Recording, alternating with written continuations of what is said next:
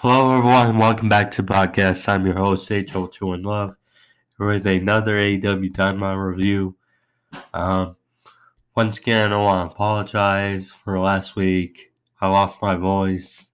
I tried to do the podcast review last week, but unfortunately, I could not.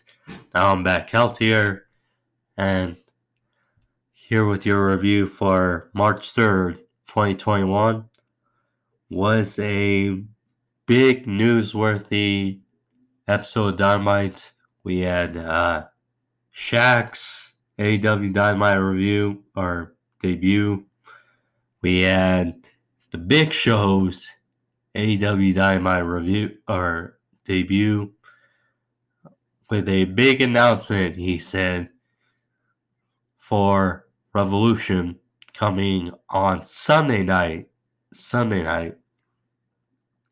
And a bunch more preluding to AEW Revolution on Sunday night. We also had Shawn Spears return. But with that, thank you for joining me today. If you're new to the podcast, like and subscribe. Click on that bell for all your news as far as reviews and predictions, news, whatever it's concerned. With that, let's get into the review now, shall we? So, the show started off with, I would say, the best way to start. I'm glad they put it to start the show and then make us wait till the end of the show. Cody Rhodes and Red Velvet versus Jade Cargill and Shaq started the show. Now, I basically was 50% invested in this match because, pardon me, if you're a hardcore wrestling fan and you've been through it all, you know that this isn't for the die-hard wrestling fan viewer. This has been this was the culmination of a mainstream media feud that was primarily for media attention. Just like Pat McAfee faced off against Adam Cole in NXT TakeOver months ago. But this match, the expectations were obviously low going into this, but this match didn't disappoint as far as the expectations were concerned.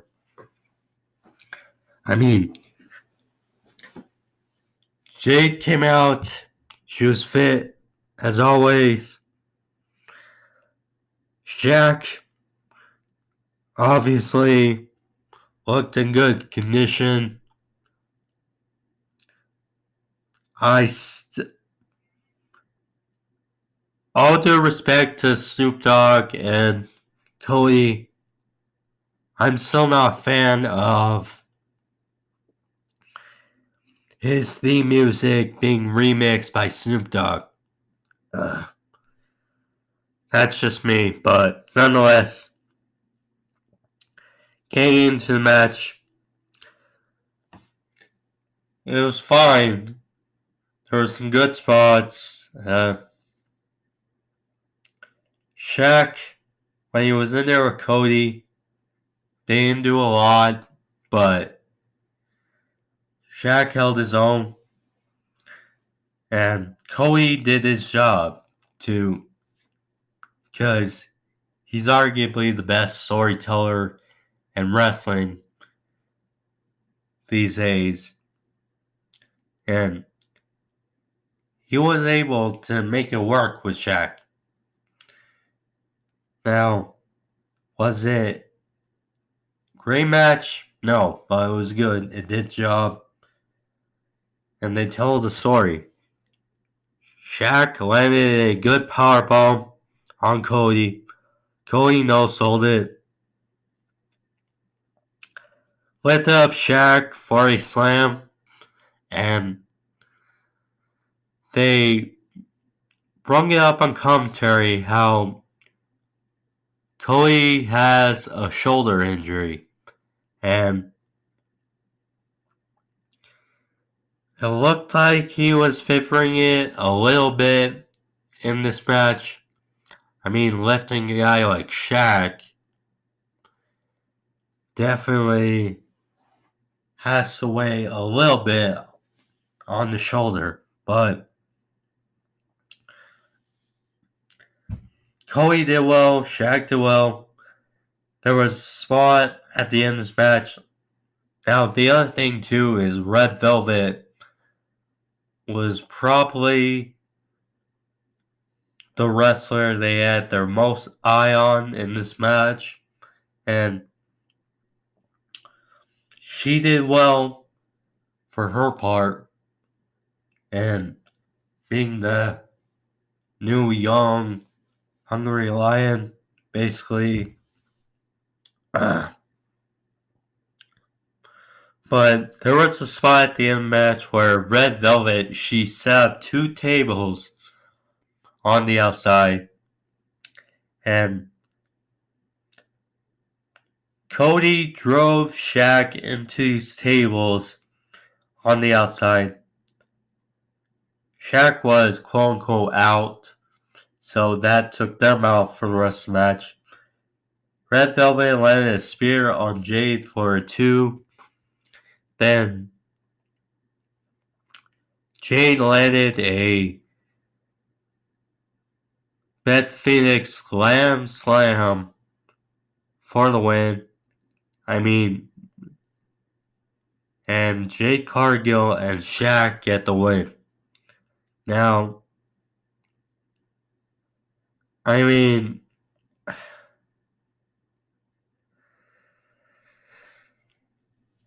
was weird going the other way. Depending on who would win, because Jade, as much as I like seeing her on Dynamite, they're high on her and her social media appeal. And Shaq, obviously, his AEW debut, so probably they get their win. And nonetheless, it's over. I'm a little down that Red Velvet had to eat the pin and the loss, but nonetheless, this thing is over, and hopefully Cody can go on to better things in AEW and Red Velvet as well. Not sure about the status going forward of Jade Cargill, but I'm just glad this thing is over. Next, we had Phoenix and Pac of the Death Triangle versus John Skyler and his partner Dean. This was a jumper match, basically setting up Phoenix and Pac to be a part of that tag team battle royal at Revolution to decide the number 1 contenders for tag team championships.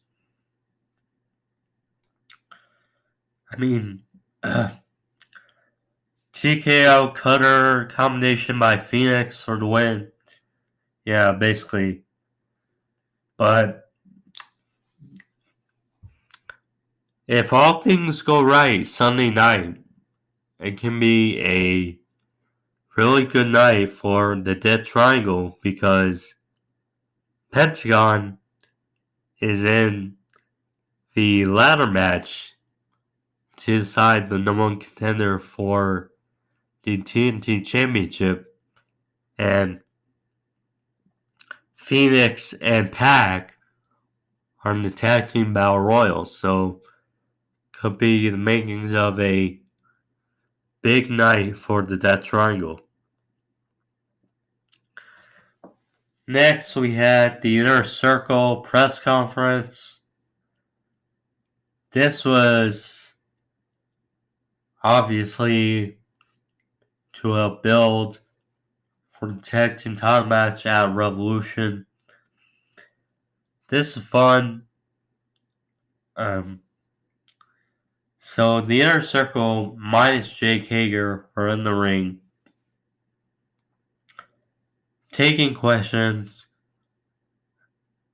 from people in the audience. Jericho, he went over his accolades as far as a tag team competitor,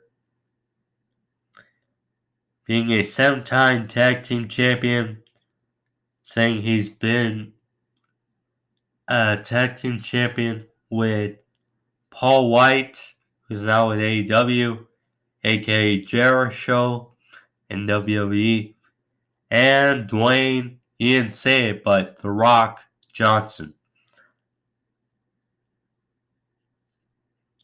So, but he said none of those guys compare to MJF.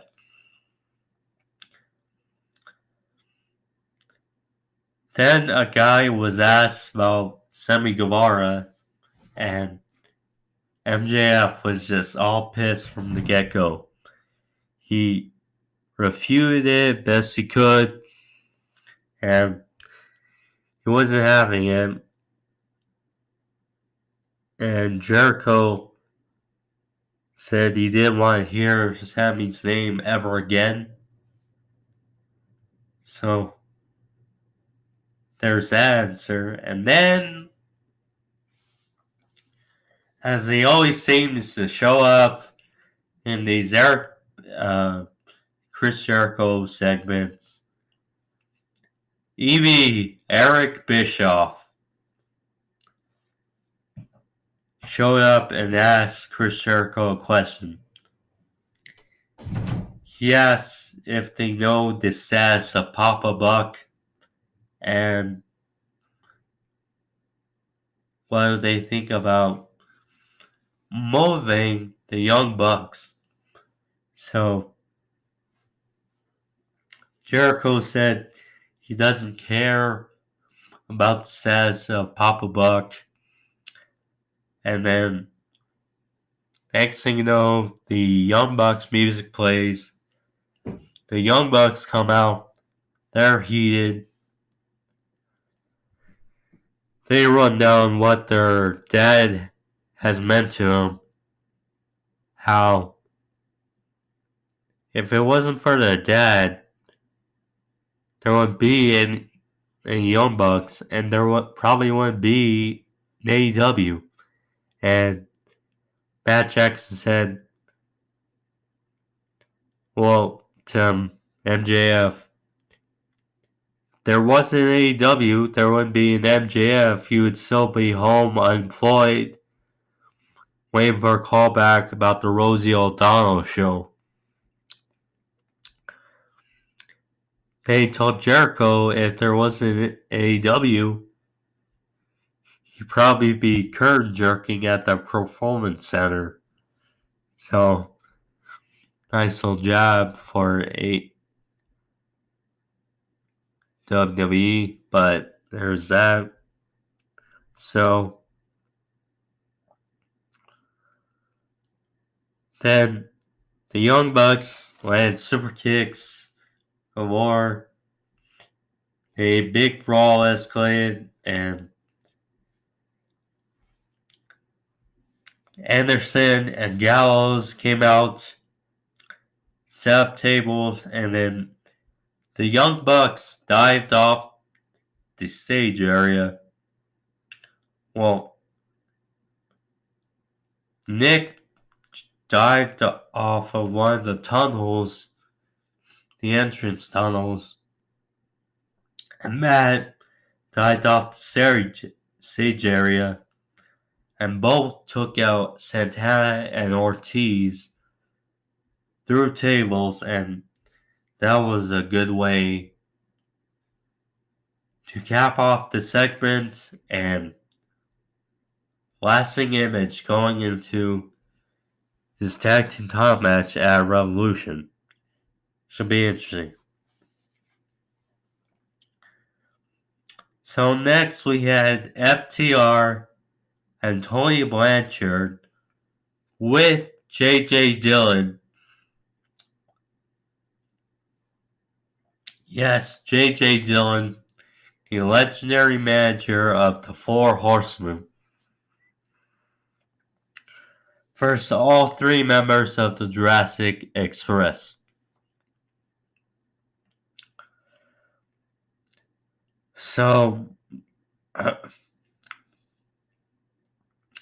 Jungle Boy was the MVP of the match. Now, in the male match, J.J. Dillon, he handed his boot to Dax Harwood, and Dax hit Jungle Boy with the boot for a near fall. Then at the end of the match, a masked man attacked Luchasaurus by the ropes, which led to a triple spike piledriver pinned by Tully Blanchard for the win. Afterwards, it turned out that the masked man was Shawn Spears. Shawn Spears, who we haven't seen since his chilly interview in December with Tony Schiavone, is now back in AEW. Some were wondering if he was gone from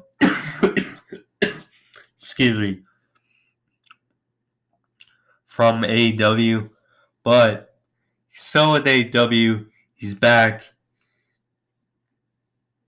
to form with FTR.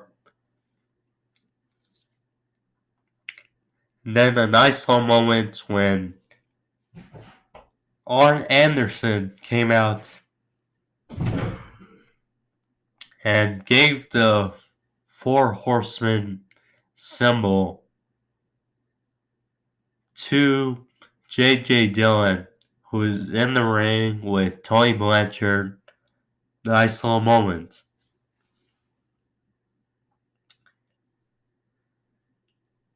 Then next it was Tony Schiavone on the stage with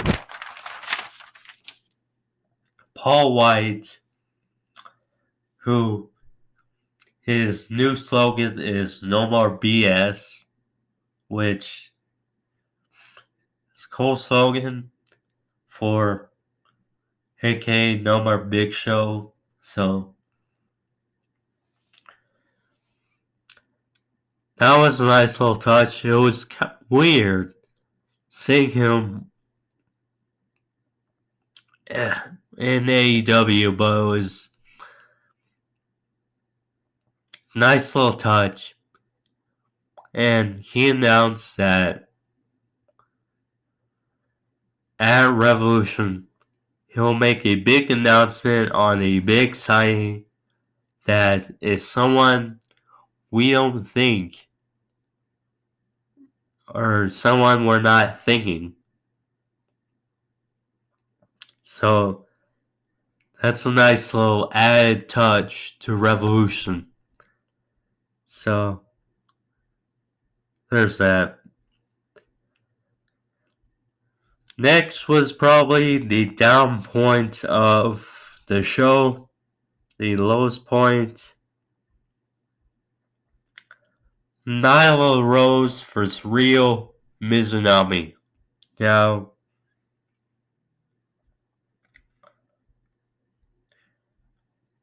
Britt Baker was eliminated by Nyla Rose.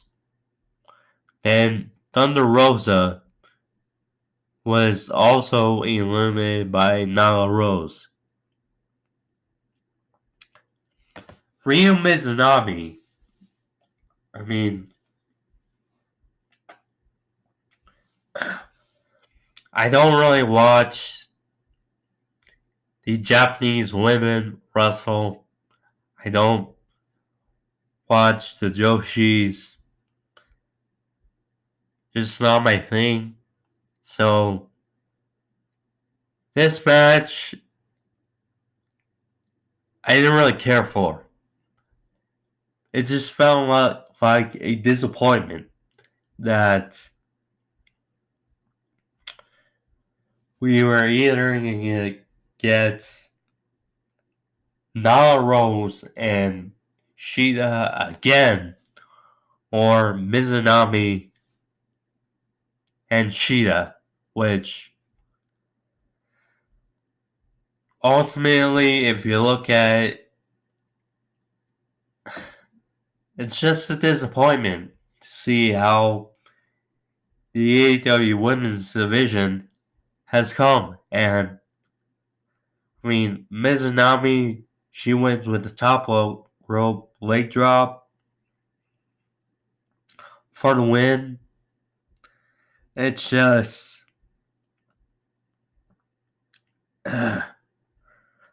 really? I mean, credit. There will be a few interested in seeing Shida versus Mizunami Sunday night, but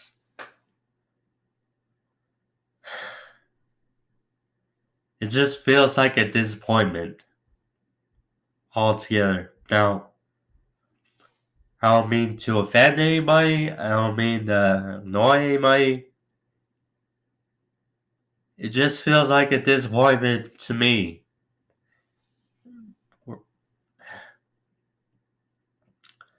So then we go from that to Sting segment. He came out, he got a quick promo saying that he's ready for Revolution. He's ready for a street fight. Then Ricky Starks on his own came out and praised Sting, saying he still got it. But he slapped Sting in the face, which fired up Sting and allowed Sting to gang up on Ricky Starks. And he locked in the Scorpion Deathlock. And then Hook and Will Hobbs saved Ricky Starks. And then Brian Cage came out. And Cage was attacked by Darby Allin. And Darby and Sting got the attack on Brian Cage. And that was how the segment went off the air. So, I'm liking this. I mean, currently Sting still has stuff left in the tank.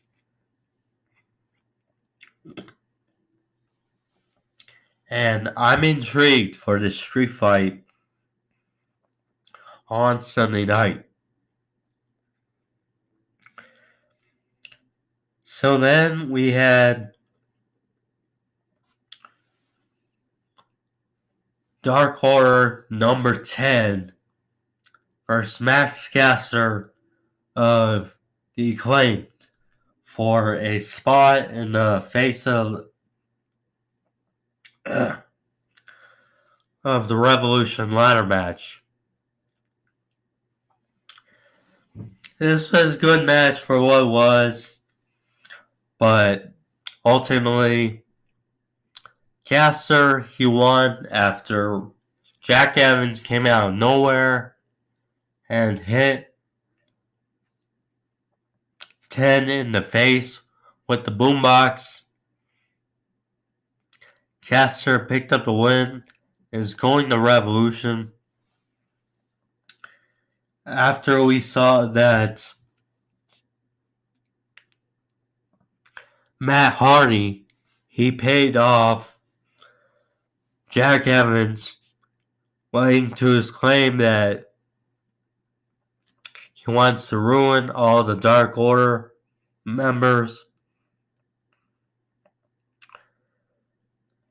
So,